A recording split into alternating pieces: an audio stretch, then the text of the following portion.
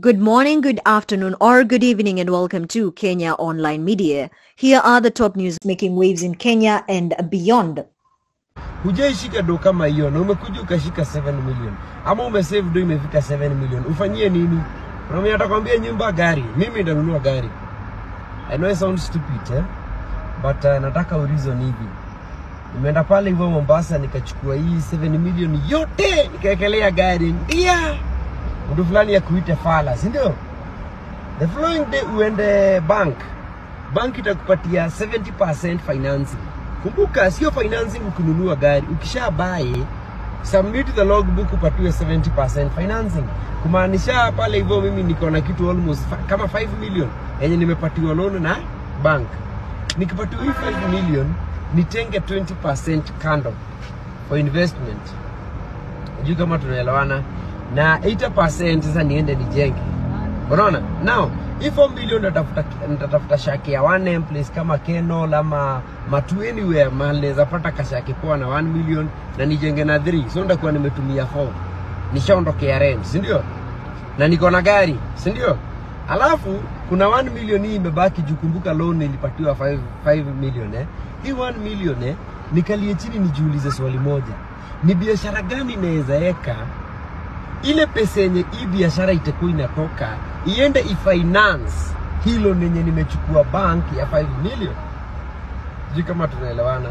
Na watu wangu utajipata few years down the line ulibakia na nyumba na gari imebakia ni yako na uko na biashara ina grow with only 7 million shillings. Umepata hizo vitu zote tatu. Now tell me if I'm wrong. Nataka nipate comment zenu hapo hivyo kwa comment section.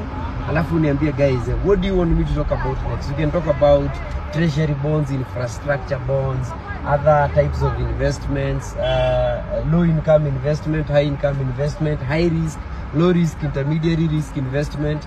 Alafu tuone ni aje. Guys, tell me what you think about my opinion. Today, a question has been posed that requires a financial decision. And the question is, if you had 7 million Kenya shillings at hand, what would you do with it? Would you buy a car or would you build a house? Now, today, Kenyan content creator and businessman, the Pluto, has been able to address this question, giving his opinion, or rather his detailed explanation as to what he will do with 7 million Kenya shillings at hand. Now, first of all, the Pluto expressed that he would buy a car over a house if he had the 7 million Kenya shillings, something that has faced criticism and critique among fans and netizens, saying that that is a wrong financial decision. First, Pluto explained that he will make his way to a car yard where he will get, the car at 7 million Kenya shillings, which would come with a logbook that can be used to access a loan from a bank, which he would head over to the bank with his logbook to get a loan that is usually around 70% of the money used to purchase your car, rather the value of your car. And he said that will total at around 5 million Kenya shillings, which he would use something like 100,000 or so to get a land somewhere in Joska or Kamulu, somewhere in the outskirts of the town, and use another 3 million Kenya shillings to build that particular house for himself on that particular piece of land. Later, he said that he will take 20% of the 5 million given by the bank, that is roughly 1 million Kenya shillings, and put it aside. So after building and all that, the Pluto says that he has 1 million Kenya shillings left, which he will look for an investment that he will use to invest, and at the end of the day, he will have a car, a house, and a business that will be used to generate money to pay back the loan. Hujaishika do kama hiyo na umekuja ukashika 7 million. Ama umesave do imefika 7 million. Ufanyie nini? Mimi atakwambia nyumba, gari. Mimi nitanunua gari. I know it sounds stupid, but nataka reason hivi. Nimeenda pale hivyo Mombasa nikachukua hii 7 million yote nikaekelea gari. Ndia. Mtu fulani ya kuita fala, si ndio? The following day uende bank itakupatia 70% financing. Kumbuka sio financing ukinunua gari, ukisha buy submit the logbook upatiwe 70% financing. Kumaanisha pale hivyo mimi niko na kitu almost kama 5 million yenye nimepatiwa loan na bank. Nikipatiwa hii 5 million nitenge 20% kando for investment. Juu kama tunaelewana, na 80% sasa niende nijenge. Unaona? Now, if 4 million natafuta shaki ya 1M place kama Keno ama Matu anywhere mahali naweza pata kashaki kwa na 1 million na nijenge na 3. So ndakuwa nimetumia 4. Nishaondokea rent, si ndio? Na niko na gari, si ndio? Alafu kuna 1 million hii imebaki jukumbuka loan nilipatiwa 5 million Hii 1 million nikalie chini nijiulize swali moja. Ni biashara gani naweza eka ile pesa yenye hii biashara itakuwa inatoka iende ifinance hilo nenye nimechukua bank ya 5 million. Juu kama tunaelewana. Na watu wangu utajipata few years down the line ulibakia na nyumba na gari imebakia ni yako na uko na biashara ina grow with only 7 million shillings. Umepata hizo vitu zote tatu. Now tell me if I'm wrong. Nataka nipate comment zenu hapo hivyo kwa nini comment section. Alafu niambie guys, what do you want me to talk about next? We can talk about treasury bonds, infrastructure bonds, other types of investments, low income investment, high income investment, high risk, low risk, intermediary risk investment. Alafu tuone ni aje. Guys, tell me what you think about my opinion.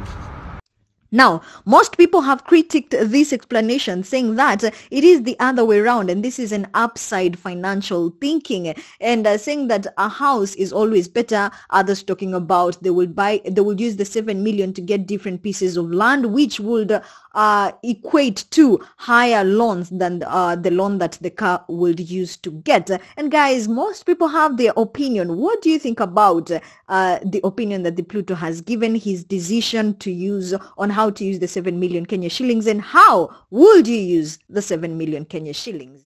I'm giving, this is how much?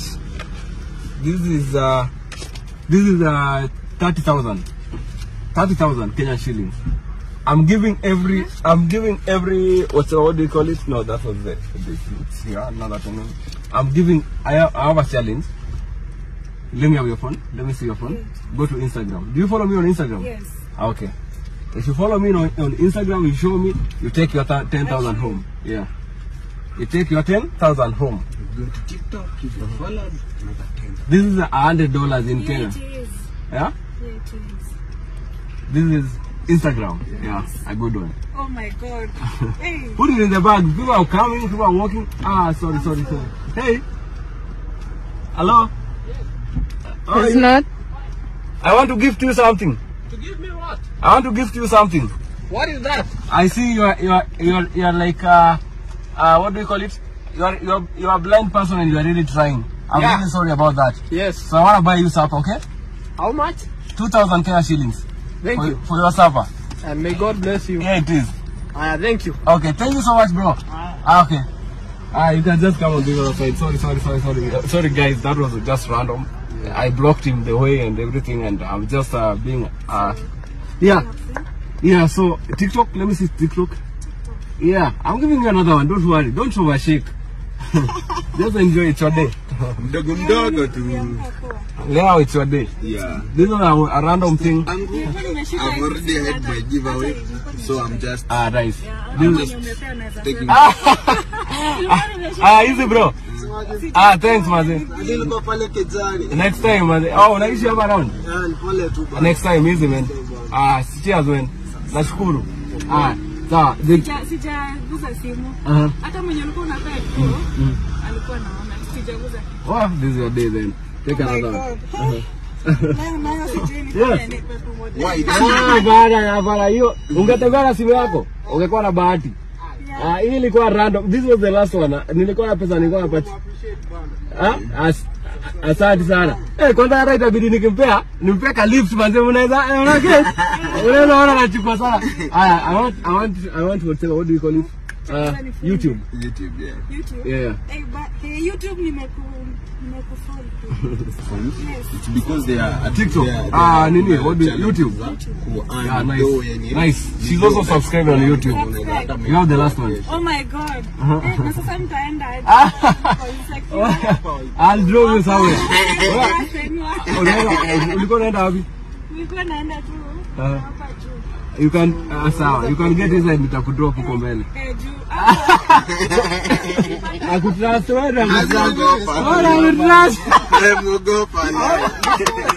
Kenyan forex trader Frank, better known as States Kenya today, has gifted a random fan a huge sum of money that has left Kenyans and social media users reacting differently. I mean, most asked question on the comment section is, where do they get all this money to throw around? But is it really throwing around?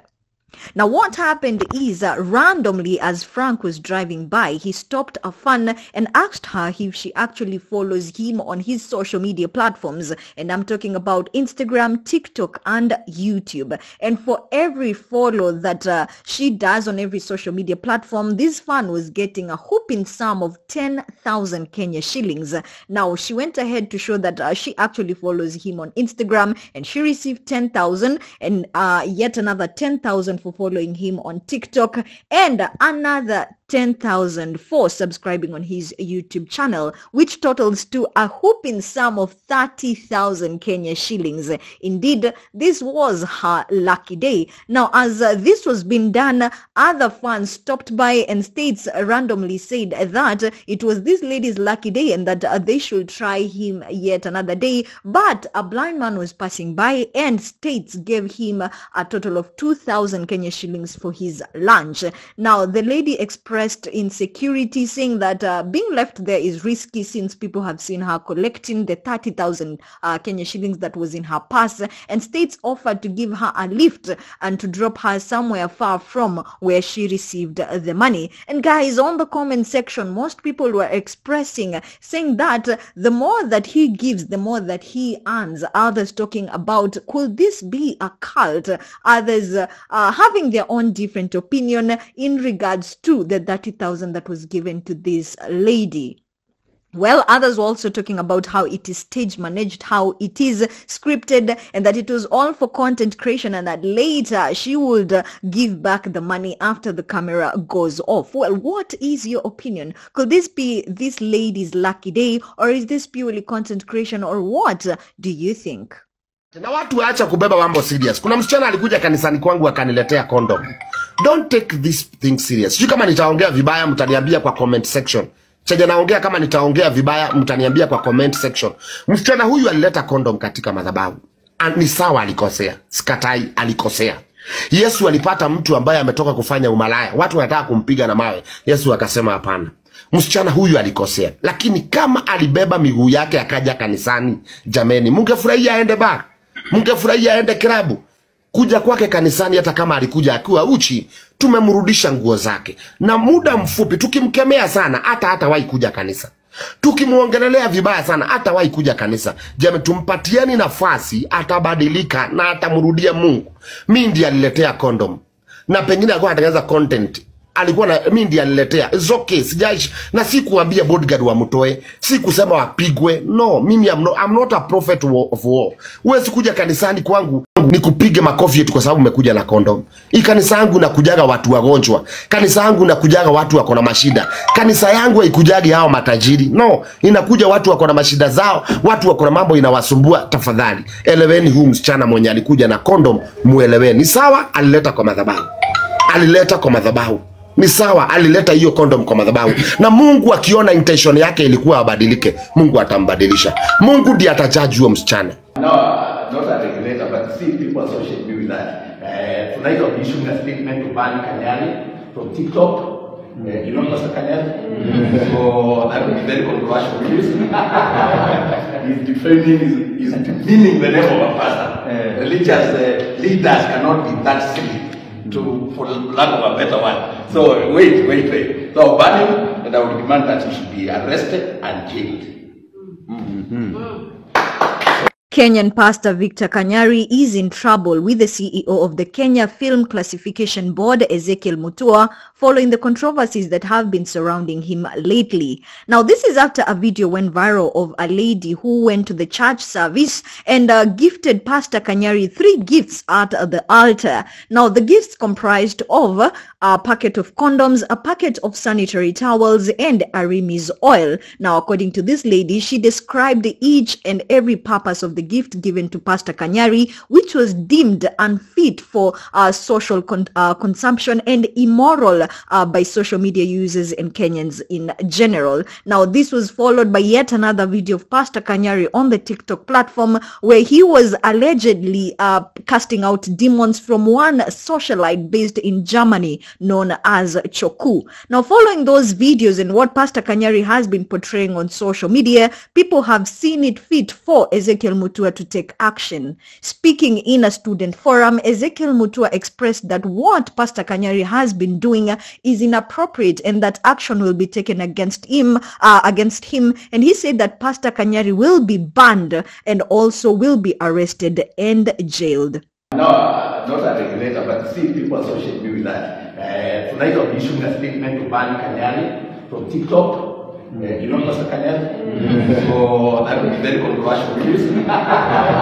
He's defending, he's demeaning the name of a pastor. Religious leaders cannot be that silly, for lack of a better one. So wait. So ban him, and I would demand that he should be arrested and jailed.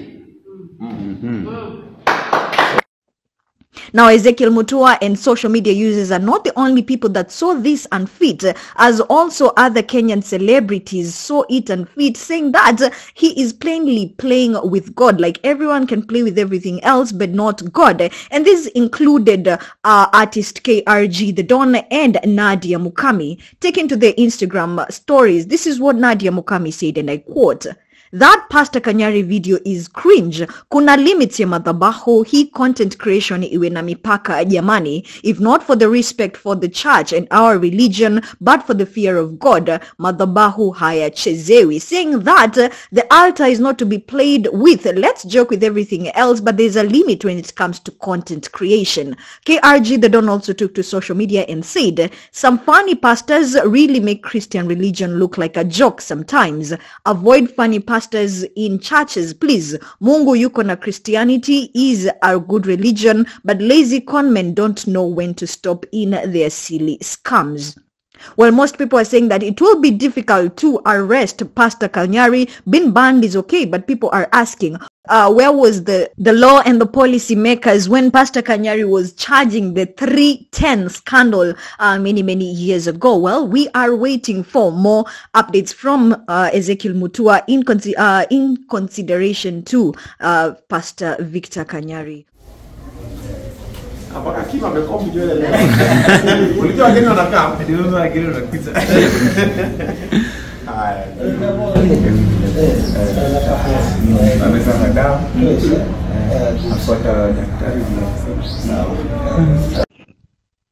TV personality and journalist Kimani Mbugwa's update has been shared after TV host Oga Obina and Nairobi ex-governor Mike Sonko decided to accompany his dad to Mathari Hospital to actually see how he is faring on.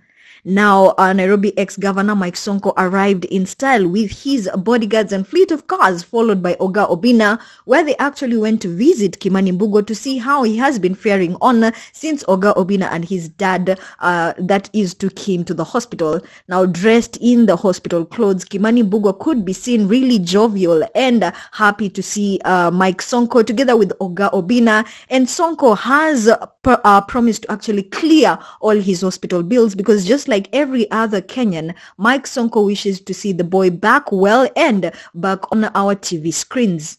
Now, being asked the reason for filming all these updates, Oga Obina was able to say that they are not filming so that they can brag about how they are helping Kimani Mbugwa, but they are filming it on the positive side, that someone else that he's going through something the same as Kimani Mbugwa can have hope for actually getting better, and also to create awareness that is of drug abuse and substance and what can actually lead to it, so that someone else that is abusing or is planning to use drugs can actually stop and see the consequences of it, and also to learn from it in a positive way. Been a nice idea. Yeah. Why should he record?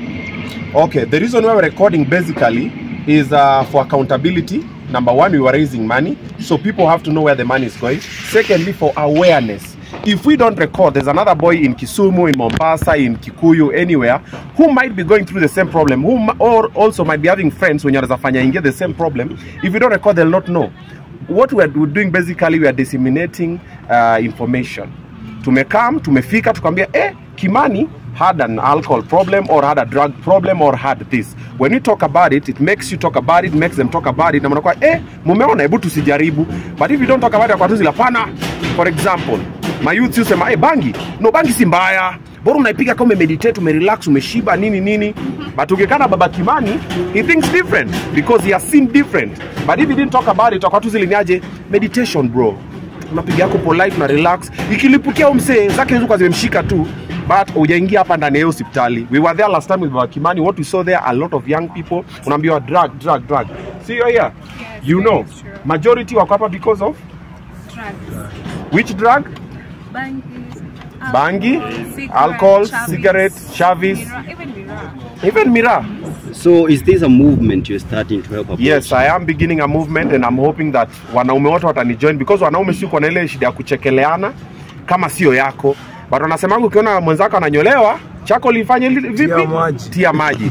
Also, Oga Obina was able to express that Kimani Mbugwa's story is a touching story that is also creating awareness to people to always not trust people, and also to know that betrayal can come from even your friends. And guys, the fact that ex-governor Mike Sonko is willing to clear all the hospital bills that were initially stated by Kimani Mbugwa's father at a rate of 40,000 per month and extra miscellaneous that is charges, Mike Sonko has promised to clear them. And people, that is Kenyans in general, have always said that Mike Sonko has the heart of giving, and they're really rooting for Kimani Mbugwa to get better and be back on the screens. Now, it is said that this rehabilitation is going to take 1 year, but updates will be shared here and there for Kimani's update and how he's actually on well. And Kenyans have noticed that he is happy and positive to be back at the Mathare Hospital where he is receiving treatment,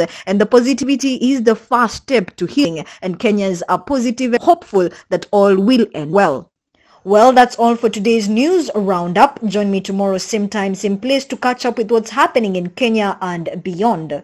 Also, check out our website at www.kom.co.ke for more entertainment news. Ladies and gentlemen, this is Kenya Online Media, and my good name is Sky Kakwe.